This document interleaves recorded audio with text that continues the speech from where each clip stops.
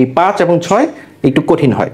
So তোমরা যারা অল্প পরিশ্রমে অল্প পড়াশোনা করে পাস করতে চাও তারা এদিকে ফোকাস করো। দেখ, এই ভিডিওর উপরে লিঙ্ক আকারেও দেওয়া থাকবে, দেখবা চ্যাপ্টার 1 থেকে বাছাই করা টপিকগুলো, এখানে 9টা টপিক আছে, এই 9টা টপিক পড়লেই হয়ে যাবে। ঠিক, এইচএসসির আইসিটি সাবজেক্ট সেটা কি খুব সহজ? না, ব্যাপারটা মোটেও এরকম না।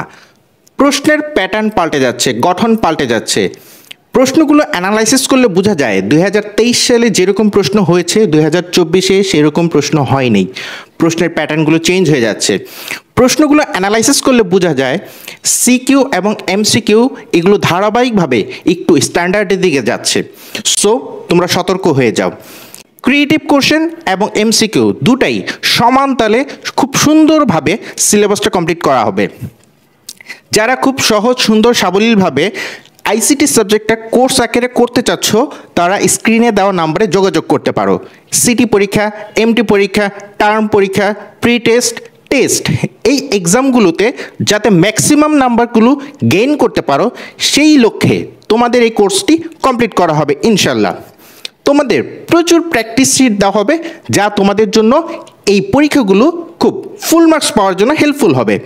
এছাড়া আমার ইউটিউব চ্যানেলে ভিডিও দেওয়া আছে, সেই ভিডিওগুলো তোমরা ফলো করতে পারো এবং তোমরা একটা ভালো একটা ডিসিশন নিতে পারো যে কোর্সটি তোমাদের জন্য উপযোগী কিনা। আসসালামু আলাইকুম প্রিয় শিক্ষার্থীরা, কেমন আছো? আশা করি আল্লাহর রহমতে সবাই ভালো আছো।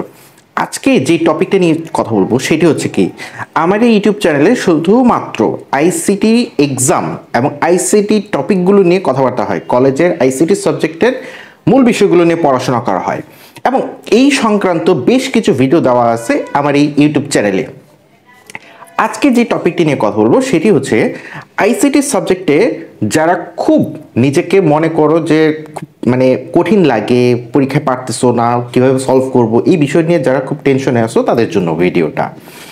এছাড়া আদারওয়াইজ যারা খুব ভালো পজিশনে আসো বা আইসিটি সাবজেক্টে A+ টার্গেট নিয়ে পড়াশোনা করতেছো তারা এই ভিডিওটা না দেখলেও চলবে। যারা শুধুমাত্র পাশের টার্গেট নিয়ে পড়াশোনা করতেছো, যে অন্যান্য সাবজেক্ট যেটাই হোক আইসিটি সাবজেক্টে মোটামুটি একটা পাস করলে আমার চলে, তাদের জন্য আজকে এই ভিডিওটা। 2025 সাল এবং 2026 এই ব্যাচের যারা আছো এই 2 বছরেই, 24 সাল তো চলেই গেল, 2025 এবং 2026-এর জন্য যে রোড ম্যাপ হবে শুধুমাত্র পাশের জন্য, তাদের জন্য হচ্ছে আজকের ভিডিওটা। ওকে, কথা না বাড়ায় চলো। তোমাদের চ্যাপ্টার হচ্ছে 1 থেকে শুরু করে 6, শুধুমাত্র 2025-এর জন্য হচ্ছে এই চ্যাপ্টারটা বাদ। ওকে, ডান। সো প্রত্যেকটা চ্যাপ্টার থেকে একটা করে কোশ্চেন থাকবে শুধুমাত্র। তাহলে তোমরা বলতে পারো যে হ্যাঁ 50-এর মধ্যে 20টা নাম্বার পেলেই বা 20 নাম্বার অ্যান্সার করলে পাস হচ্ছে 16তে। সো পাস মার্ক হচ্ছে যখন 16তে, সো তখন তোমরা 20 অ্যান্সার করলে সেক্ষেত্রে 16 পাওয়ার একটা সিস্টেম হয়ে যায়। ওকে, সেক্ষেত্রে তোমরা কি করবা, হয় এই অংশটুকু থেকে অ্যান্সার করবা, না হয় এই অংশটুকু অ্যান্সার করবা। যেহেতু তোমাদের শুধুমাত্র পাস করাই টার্গেট, তো আমি ধরে নিচ্ছি তোমাদের পড়াশোনাটা খুব একটা ভালো লাগে না বা আইসিটি সাবজেক্টটা কঠিন মনে হচ্ছে। সো সেক্ষেত্রে তোমরা এখান থেকে সব পড়তে হবে না। আমার ইউটিউব চ্যানেলে এই ভিডিওর প্লেলিস্টেও দেওয়া থাকবে, এই ভিডিওর উপরে লিঙ্ক আকারেও দেওয়া থাকবে, দেখবা চ্যাপ্টার 1 থেকে বাছাই করা টপিকগুলো, এখানে 9টা টপিক আছে, এই 9টা টপিক পড়লেই হয়ে যাবে। ঠিক সেম টু সেম চ্যাপ্টার 2 থেকেও সব পড়তে হবে না, বাছাই করা টপিকগুলো নিয়ে পড়লেই এনাফ। ওকে, তারপর চ্যাপ্টার 3.1 এবং 3.2 সংখ্যা পদ্ধতি এবং ডিজিটাল ডিভাইস, এই 2টা চ্যাপ্টার তুলনামূলক সহজ। সো তোমরা রচনামূলক যে প্রশ্নগুলো আছে এই প্রশ্নগুলোর মধ্যে কোনো ম্যাথ নাই। সো যারা ম্যাথ পছন্দ করো না তাদের জন্য হচ্ছে খুবই সুইটেবল চ্যাপ্টার হচ্ছে এই 2টা। কিন্তু যারা একটু ম্যাথমেটিক্স পছন্দ করো এবং ম্যাথ থেকে এখান থেকে ফুল মার্কস পাওয়া যাবে, এখান থেকে এই 2টা কোশ্চেন থেকে 2টা কোশ্চেন থাকবে নিশ্চিত ইনশাআল্লাহ। এই 2টা কোশ্চেন থেকে তোমরা 10-20 নাম্বার পেয়ে যাবা। ওকে, ভালো কথা। সো এখন মূলত বিষয়টা হচ্ছে কি, হয় তোমরা এই অংশটুকু থেকে টাচ করতে পারো, এই অংশটুকু থেকে, আর নয় এই অংশটুকু থেকে কভার করবা। সো এই 2টা অংশ তোমরা 10-20 নাম্বার পেয়ে যাবা। এখন সেক্ষেত্রে আরো সহজ বিষয়টা বলে রাখি, সো এই 2টা চ্যাপ্টার যে কেউ রিডিং পড়লেই পেরে যাবা।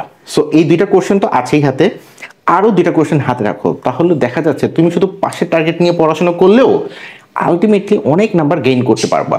তো এইখান থেকে 40টা নাম্বার তুমি অ্যান্সার করতে পারবা। সো আলটিমেটলি যারা শুধু পাস নিয়ে পড়াশোনা করতেছো, আসলে পাস না, তোমাদের অটোমেটিক্যালি অনেকগুলো নাম্বার গেইন করতে পারবা।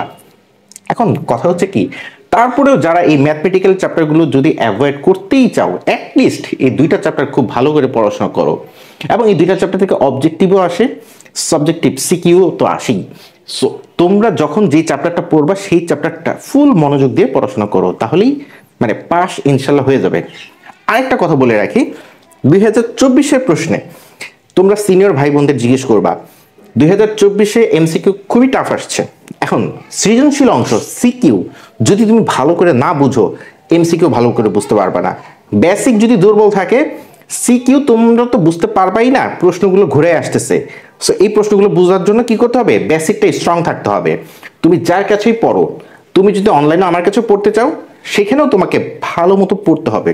তুমি যদি অ্যাটলিস্ট এই দুইটা চ্যাপ্টার পড়ো, সেখানেও ফুল মনোযোগ দিয়ে চ্যাপ্টারটা কমপ্লিট করতে হবে।